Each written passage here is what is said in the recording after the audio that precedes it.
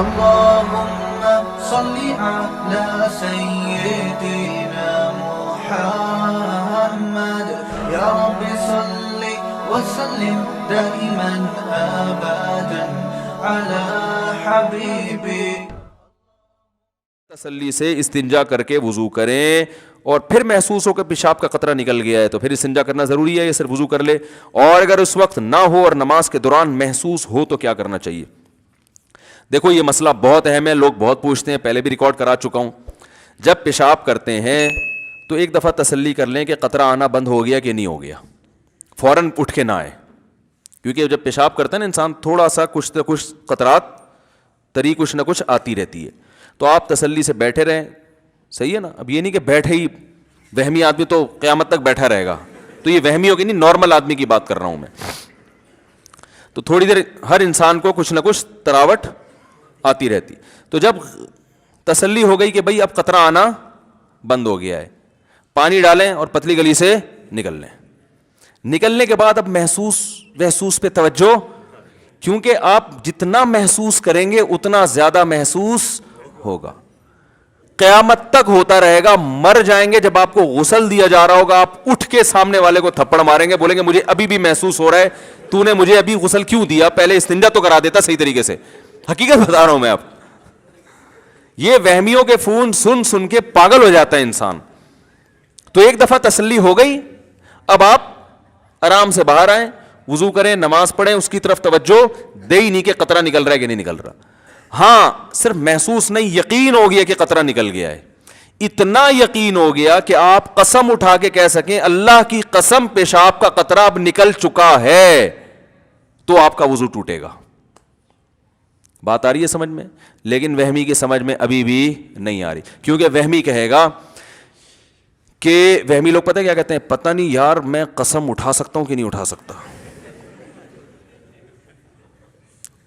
مجھے جو یقین قطرہ تو نکلا ہے، یہ تو محسوس ہوا ہے. اب اتنا کہ مفتی صاحب نے کہا تھا قسم اٹھا سکتا ہوں، پتہ نہیں قسم اٹھا سکتا ہوں کہ نہیں اٹھا سکتا، یہ وہم ہو رہا ہے مجھے. تو جب وہم ہو رہا ہے اس کی علامت ہے آپ نہیں اٹھا سکتے قسم، آپ کو یقین نہیں ہے. دیکھو ابھی رات ہو رہی ہے، قسم اٹھا سکتے ہیں نا؟ کوئی بھی وہمی ہوگا قسم اٹھا کے بولے گا بھائی رات ہو رہی ہے. اب وہ بھی اس پہ بھی قسم نہ اٹھا سکے پھر وہ اس کو تو پھر فوراً کسی نفسیاتی ہاسپٹل میں ایڈمٹ کرائے نا. تو جو آپ کو وہم ہو رہا ہے پتہ نہیں قسم اٹھا سکتا ہوں، تو اس کی علامت ہے کہ آپ کو یقین نہیں ہے، تبھی تو آپ کنفیوز ہیں کہ اٹھا سکتا ہوں کہ نہیں اٹھا. جو 100% جس چیز کا یقین ہوتا ہے فوراً انسان قسم اٹھا لیتا ہے. تو اگر کنفیوز ہے کہ پتہ نہیں اٹھا سکتا ہوں کہ نہیں اٹھا سکتا، تو اس کا مطلب ہے آپ قسم نہیں اٹھا سکتے، حدیث کے مطابق آپ کا وضو باقی ہے. اب آپ جا کے بلا وجہ شلواریں چیک کر کے اپنا ٹائم ضائع کرتے رہو اور وسوسے میں آتے رہو، تو وہی بات ہے کہ یہ آپ کی اپنی ٹینشن ہے، یہ ٹینشن شریعت نے آپ کو نہیں دی ہے. شریعت کا حکم یہ ہے کہ ایک دفعہ جب یقین ہو گیا کہ قطرے آنا بند ہو گئے ہیں، تو اب جب تک 100% یقین نہیں ہوگا قطرے نکلنے کا، اس وقت تک آپ کا وضو برقرار رہے گا. اب وہمی ایک اور مسئلے کا شکار ہوتا ہے. وہمی کہتا ہے ٹھیک ہے مجھے یقین نہیں ہے کہ قطرہ نکلا ہے، لیکن پاسبل تو ہے کہ نکل گیا ہوں. سمجھ رہے ہیں؟ یہ وہمیوں کو ہوتا ہے. اگر بالفرض نکل گیا ہوا تو وضو تو ٹوٹ گیا، پھر نماز تو نہیں ہوئی. اس کا جواب یہ ہے کہ بھائی جب شریعت نے کہہ دیا کہ جب تک 100% یقین نہیں ہے تو وضو باقی ہے، تو اس کا مطلب ہے کہ بالفرض اگر نکل بھی گیا ہو تو بھی وضو باقی ہے. سمجھ میں آ رہی ہے بات؟ کیونکہ جب ایک دفعہ پیشاب کر لیا اور آپ کو اب یقین ہو گیا کہ اب قطرات نہیں آ رہے، آپ استنجا کر کے باہر آ گئے، اب شریعت یہ کہتی ہے کہ اب وضو قطرہ نکلنے سے یا نہ نکلنے سے نہیں ٹوٹے گا. اب جب تک نکلنے کا یقین نہیں ہوگا نہیں ٹوٹے گا، جب نکلنے کا یقین ہوگا تو ٹوٹے گا. اب قطرہ نکلنے سے وضو ٹوٹتا ہی نہیں ہے، اب قطرہ نکلنے کا یقین ہونے سے ٹوٹے گا وضو. بات آ رہی ہے سمجھ میں؟ لیکن وہمیوں کی سمجھ میں پھر بھی نہیں آئے گا. وہ پتہ ہے ایک اور حملہ کرے گا شیطان. شیطان یہ کہے گا کہ دیکھو بھائی اصل میں جو حکم تھا نا وہ تو قطرہ نکلنے سے، پہلی دفعہ تو جب پیشاب کیا تو قطرہ نکلا تو وضو ٹوٹا نا. کیا خیال ہے؟ یہ تو شریعت نے ہم کو آسانی میں ڈالنے کے لیے، ایک وہمیوں کو وہم سے اور ٹینشن سے بچانے کے لیے شریعت نے کہہ دیا کہ یقین ہو قطرہ نکلنے کا تو وضو ٹوٹے گا, یقین نہیں ہے تو نہیں ٹوٹے گا. لیکن اوریجنل مسئلہ تو یہی ہے کہ پیشاب نکلنے سے وضو ٹوٹتا ہے, چاہے ایک قطرہ ہو چاہے 10 قطرے ہوں. تبھی تو جب پہلی دفعہ پیشاب کیا تھا میں نے بیٹھ کے تو وضو پورا ٹوٹا تھا میرا. تو اس کا مطلب ہے کہ اصل تو وہی ہے. تو یاد رکھو وہ جو اصل ہے کہ پیشاب نکلنے سے وضو ٹوٹتا ہے وہ بھی شریعت کے بتانے سے ٹوٹتا ہے نا, یہ کسی انگریز نے ریسرچ کر کے بتایا تھا لیبارٹری میں. تو جو شریعت نے آپ کو یہ بتایا کہ پیشاب نکلنے سے وضو ٹوٹتا ہے, اسی شریعت نے یہ بتایا کہ یہ اس وقت ٹوٹتا ہے جب آپ کو نکلنے کا 100% یقین ہو. اگر یقین نہیں ہے تو 100 دفعہ نکلتا رہے نہیں ٹوٹتا. یہ کوئی میڈیکل سائنس کی رپورٹ تھوڑی ہے کہ پیشاب نکلنے سے وضو ٹوٹ جاتا ہے بھائی. اس کے بعد بھی اگر کسی وہمی کی سمجھ میں مسئلہ نہیں آیا تو پھر یہ پولیس کا کیس ہے سیدھا سیدھا, بشرطے کہ جو پولیس آپ کا علاج کرے گی وہ خود وہمی نہ ہو, یہ ضروری. تو یہ پیشاب کا بھی یہی حکم ہے. اسی طرح ہوا خارج ہونے کا بھی یہی ہے. بعض لوگوں کو وہم ہوتا ہے پتہ نہیں ہوا جب 100% یقین ہو گیا کہ ہوا خارج ہو گئی ہے تو وضو ٹوٹے گا. جب تک 100% یقین نہیں ہے وضو نہیں ٹوٹے گا. سمجھ رہے ہیں؟ اسی طرح یاد رکھو کپڑے پہ ناپاکی لگ گئی ہے کہ نہیں لگی ہے, جب 100% یقین ہو گیا کہ لگ گئی ہے تو وضو تو ناپاک ہوگا کپڑا. جب تک 100% یقین نہیں ہے کپڑے کو پاک ہی سمجھا جائے گا. مثلا آپ جا رہے ہیں, بائک والا قریب سے گزرا, چھینٹیں پڑ گئیں. اب لوگ کہہ رہے ہوتے ہیں پتہ نہیں یار یہ پانی کی جو چھینٹیں لگی ہیں یہ کتے نے کہیں پیشاب تو نہیں کیا اس پانی کے اندر. تو بھائی آپ نے پیشاب کرتے ہوئے دیکھا ہے کتے کو؟ نہیں دیکھا. تو بس اس کا مطلب یہ پانی کیا ہے؟ پاک ہے. حضرت عمر رضی اللہ تعالیٰ عنہ ایک سفر میں تھے, پانی ختم ہو گیا, لوگوں کو وضو کی ضرورت تھی. ایک تالاب میں پانی نظر آیا, چھوٹا سا تالاب تھا. تو کسی نے جا کے تحقیق کرنا شروع کر دی کہ اس میں کہیں کتے نے پانی منہ تو نہیں ڈالا. حضرت عمر کو غصہ آیا, فرمایا اب ہی منہ ما اب ہم اللہ, جس چیز کو اللہ نے چھپا دیا اس کو چھپائے رکھو. ہم نے تو نہیں دیکھا نا, بلا وجہ تھے, ہم تو یہی سمجھیں گے پاک ہے بھائی. اب تحقیق کر کے کتے کو منہ ڈلوا دو اس کے اندر, سب مصیبت میں پڑ جائیں گے. کہاں پانی تلاش کرتے, 1 میل دور پانی ہو تو وضو تیمم جائز تھوڑی ہے. 1 میل کون تلاش کرے گا پانی بیٹھ کے؟ تو اس لیے شریعت کا حکم ہے بھائی جو چیز پاک ہے, ہر چیز پاک ہے جب تک ناپاک ہونے کی دلیل نہ ہو. سمجھ رہے ہیں؟ اسلامی ملکوں میں گوشت حلال ہے جب تک حرام ہونے کی دلیل نہ ہو. آپ قصائی سے گوشت لے کر آتے ہیں, حلال ہے بھائی. کوئی کہے یار ہو سکتا ہے قصائی نے اللہ کا نام نہ لیا ہو, تو بھائی جب تک 100% یقین نہیں ہوگا کہ اللہ کا نام نہیں لیا ہم اس کو حلال ہی سمجھیں, کیونکہ اسلامی کنٹری ہے یہاں اللہ کا نام لیا جاتا ہے. ہاں غیر مسلم کنٹری میں حرام سمجھا جائے گا جب تک 100% یقین نہ ہو کہ اللہ کا نام لیا گیا ہے. تو شریعت کا اصول ہے بقاء ما کان علی ما کان, جو چیز جیسی تھی ویسی ہی سمجھی جائے گی. اس کے خلاف اس وقت ہوگا جب اس کی مخالفت کی مضبوط دلیل ہو, وہم سے نہیں ہے. کئی لوگ طلاق کا مسئلہ پوچھتے ہیں, میں نے 2 طلاقیں دی ہیں یہ 3 میں بھول گیا. تو ہم کہتے ہیں 2 ہو گئی ہیں, تیسری نہیں ہوئی ہے, کیونکہ طلاق میں اصل ہے کہ نہیں ہو. جب تک ہونے کا یقین نہیں ہوگا طلاق واقع نہیں ہوگی. بعض لوگ کہتے ہیں پتہ نہیں مجھے وہم ہے میں نے بیوی کو طلاق دی ہے کہ نہیں دی ہے. ہم کہتے ہیں بھائی اصل یہ ہے کہ نہیں دی. جب 100% یقین ہو, قسم اٹھا کے بولو کہ میں نے دی ہے تو ہوگی, ورنہ نہیں ہوگی. تو خام خواہ ملنا لوگ وہم میں پڑے ہوئے ہیں کہ یار وہ پتہ نہیں ہو گئی کہ نہیں دی ہے کہ نہیں دی ہے میں نے. او بھائی دی ہوتی تو ساری دنیا کو پتہ چلتا ہے, ایسے تھوڑی ہو جاتا, بیگم نہیں چھوڑتی تمہیں, تو ایسے تھوڑی ہوتا ہے وہم. تو یہ ایک علاج ہے وہم کا, اور شریعت نے بھی بتایا ہے کہ جو چیز جیسی ہے ویسی ہی سمجھی جائے گی. اس کے اچھا اسی طرح یاد رکھو انسانوں میں اصل یہ کہ سارے انسان اچھے ہیں.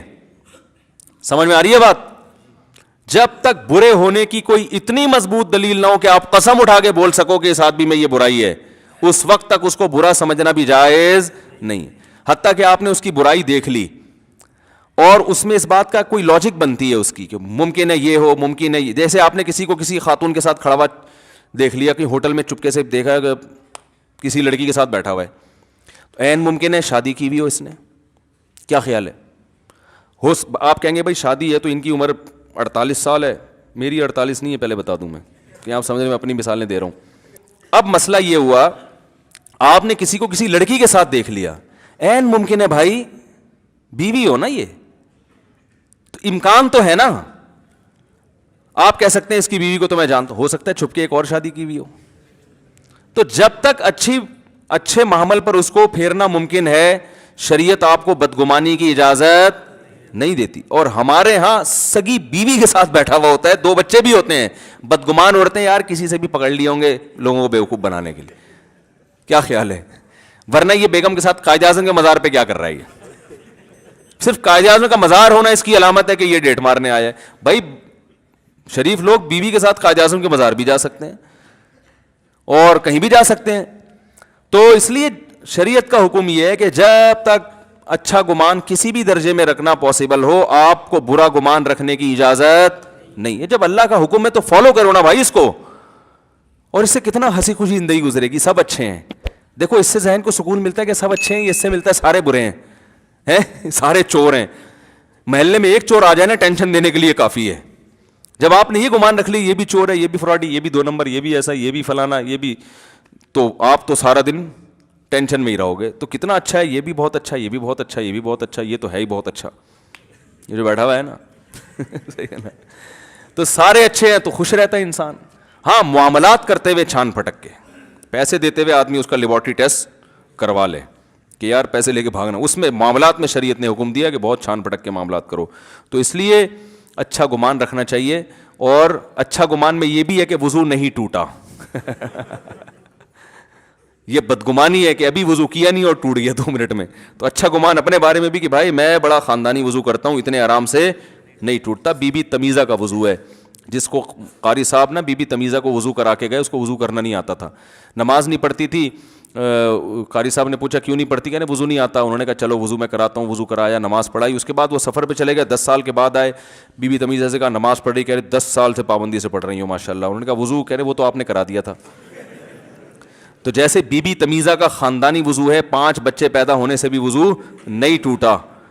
تو آپ اپنے بارے میں فہمیوں کو کہہ رہا ہوں, فرض کر لو کہ جب میں وضو کروں گا کسی کا باپ بھی اس وضو کو نہیں توڑ سکتا. میں یہ علاج بتا رہا ہوں, اللہ کی قسم یہ چیزیں سوچنے سے فائدہ ہوتا ہے. ان چیزوں کا علاج نفسیاتی ڈاکٹروں کے پاس نہیں ہوتا, ٹھیک ہے نا, کیونکہ بعض نفسیاتی ڈاکٹروں کا وہم ہو جاتا ہے کہ ہمارا وضو نہیں ہے. گزارش ہے کہ تشہد میں انگلی کی کن الفاظ پہ اٹھانی چاہیے, 1 مرتبہ اٹھانی چاہیے یا 1 سے زائد مرتبہ, اور یہ انگلی اٹھانا سنت ہے یا واجب یا مستحب؟ یہ مستحب عمل ہے. کلمہ توحید پر انگلی اٹھانے کا حدیث میں تذکرہ ہے, اشہدو ان لا الہ الا اللہ. وہ ہمارے جو مشہور انجینئر صاحب ہیں انہوں نے دعویٰ کیا کہ کسی حدیث میں نہیں ہے کہ لا الہ پہ انگلی اٹھائی جائے, الا اللہ پہ گرائی جائے. تو وہ جب میں نے ارادہ کیا تھا نا کہ سامنے فیس ٹو فیس بات ہوگی, تو میں وہ حدیث کا بھی حوالہ انشاءاللہ پیش کروں گا کہ آپ کہہ رہے تھے نہ کوئی صحیح حدیث ہے نہ کوئی ضعیف. دعوے کر کے نا, تو دعوے کرنے ہی نہیں چاہیے انسان کو, اتنے جب کیے ہیں تو پھر ان کو جب فیس تو کرو نا ان دعووں کو. تو میں کہہ رہا ہوں کہ میں بیٹھ کے آپ کو حوالہ بتاؤں گا. تو میں اب یہ ویڈیو نہیں بنا سکتا یہاں بیٹھ کے, کیونکہ ویڈیو پھر وہ گڑبڑ ہو جاتی ہے, وہ گھما دیں گے بات کو. تو اس لیے ہم کہتے ہیں کہ بھائی ہے, ٹھیک ہے نا. ایسے اور بہت سارے ہیں. کبھی وہ کیا ہے کہ کب تک چھپو گے پیڑوں کی آڑ میں, کبھی تو ملو گے لنڈا بازار میں. شاعر نے کہا ہے کہ لنڈا بازار ایک ایسی جگہ ہے جہاں اچھے اچھے ڈیفینس کے لوگ بھی آتے ہیں. وہ پھر دھو دھلا کے نا ایسے کہتے ہیں ہم نے جناب یہ برانڈ ہے, جو ہم نے برانڈ ہے بہت اچھی ہم نے خریدی ہے. تو اس لیے شاعر نے کہا کب تک چھپو گے پیڑوں کی آڑ میں, اپنی محبوبہ سے کہہ رہے کبھی تو ملو گے لنڈا بازار میں. تو بھائی کبھی آپ ملے تو ہم انشاءاللہ وہ حدیث رکھ دیں گے جس میں لا الہ پہ انگلی اٹھانا یعنی کلمہ توحید پہ انگلی اٹھانے کا ذکر ہے. اچھا میرے بھائی, کیا رقیہ کا صحیح طریقہ, صحیح آیتیں؟ یہ بڑا لمبا سوال ہے, اس کا خلاصہ بتا دیتا ہوں. رقیہ دم کرنے کو کہتے ہیں. تو سورہ فاتحہ کر کے بھی رقیہ کیا جا سکتا, آیت الکرسی بھی رقیہ ہے, اور سورہ بقرہ کی آخری آیتیں, کسی پہ جن ہونا یا جادو نظر وزر, تو یہ آیتیں پڑھنے سے فائدہ ہوتا ہے, سمجھ رہے ہیں. اور نظر کی تو سب سے بہترین دعا ہے اعوذ بکلمات اللہ التامہ من کل شیطان وہامہ ومن کل عین لامہ, سمجھ رہے ہیں. مفتی صاحب آپ کے بال بہت اچھے ہو گئے ہیں, کیا راز ہے؟ میرے بال بہت گر رہے ہیں, سامنے سے خالی ہو گئے ہیں, کوئی حل بتائیں. بال جو ہے نا یہ موروثی ہوتے ہیں, یاد رکھو, قدرت کی طرف سے ہوتے ہیں, ابا دادا سے چلتے آ رہے ہوتے ہیں. میرے داڑھی کے بال جھاڑ بھجکڑ ہیں, اور بہت سے بال میرے داڑھی کے سفید بھی ہو گئے, سر کے بال سفید نہیں ہوئے, بالکل کالے ہیں. تو یہ باپ دادا سے, میرے ابا کے بال بھی سر کے بہت خاندانی بال تھے. تو یہ قدرتی چیزیں ہوتی ہیں, یہ زیادہ چینج نہیں ہو سکتی, تھوڑی بہت ان میں دائیں بائیں ہو سکتا ہے, زیادہ نہیں ہو سکتی. باقی میرے تو بالکل ایئرپورٹ تھا, کالے تو اب بھی ہے, پہلے بھی تھے. وہ ایئرپورٹ کیسے ختم ہوا, اس پہ گھاس کیسے ہوگی, یہ ایک راز ہے جو کبھی چھاؤں میں ملے تو انشاءاللہ بتائیں گے. کبھی چھاؤں میں ملے تو انشاءاللہ بتائیں گے. اس میں بہت قربانیاں دی گئی ہیں اس کے لیے, ہل چلے ہیں, ٹریکٹر, کھاد ڈلی ہے اس میں, اور بڑی فصلیں اگائی گئی ہیں اس میں باقاعدہ, پودے لگے ہیں, سمجھ رہے ہیں نا, پھر اس کے چھڑکاؤ ہوا ہے, بہت اس میں محنت ہوئی ہے بھائی, تب جا کے یہ لہلہاتی فصلیں. اور یہ ہر ایک کے کامیاب بھی نہیں ہے. یہ ٹریکٹر جو چلتا ہے نا, اس کے لیے پہلے سے کچھ تھوڑا سا یعنی صلاحیت بھی ہونی چاہیے بال اگنے کی. بہت سے لوگوں نے کوشش کی ہے لیکن سوائے ذلت کے کچھ بھی حاصل حقیقت نہیں ہوا. میرا سوال یہ ہے کہ میں ایک لڑکی کو پسند کرتا ہوں اور الحمدللہ برسر بھی, لیکن اس لڑکی گھر والوں سے کوئی تعلق نہیں ہے, کبھی وہ لوگ ملے, آپ اصلاح فرمائیں, کوئی صورت ہو جائے کہ بھائی پسند کرتے ہیں, گھر والے راضی نہیں ہیں, شادی کرنا چاہ رہے ہیں, یہ پرچہ آپ لڑکی کے ابا کو دے دیں, سمجھ رہے ہیں, یا اس کے گھر والوں کو دے دیں کہ میں پسند کرتا ہوں, آپ لوگ راضی نہیں ہو رہے, سمجھائیں, انشاءاللہ مان جائیں گے. جب یہ سنا تھا کہ غسل کرتے میں ایک بال برابر جگہ بھی خوش رہ جائے تو غسل نہیں ہوگا, تب سے غسل کرنا بہت مشکل ہو چکا ہے. غسل کرنے میں اسلام, ارے وہاں نکاح پڑھانے جانا ہے, وہ میں سمجھ رہا ہوں یہ کلاس کے لیے آج آپ کیوں آ گئے. اچھا کتنے بجے ٹائم دیا ہوا ہے ان کو, اوہ ہو, تبھی یہ اشارہ کر رہے ہیں یہ مجھ سے پڑھتے ہیں. تو میں نے کہا آج تو کلاس کی چھٹی ہے, اتوار کا دن ہے, یہ بیان ہوتا ہے نا, تو ان کی کلاس کی چھٹی, تو یہ بار بار یوں کر رہے ہیں کہ میری کلاس آئے ہو. تو مجھے غصہ آ رہا ہے کہ ان کی کلاس آج ہے نہیں, یہ خام خواہ میں, مجھے بھی یاد ہے ان کو کہیں نکاح پڑھانے جانا ہے میں نے. تو بھائی پھر یہ اگلی دفعہ وہ دولہا افورڈ نہیں کر سکتا تاخیر جو ہے نا. جزاک اللہ.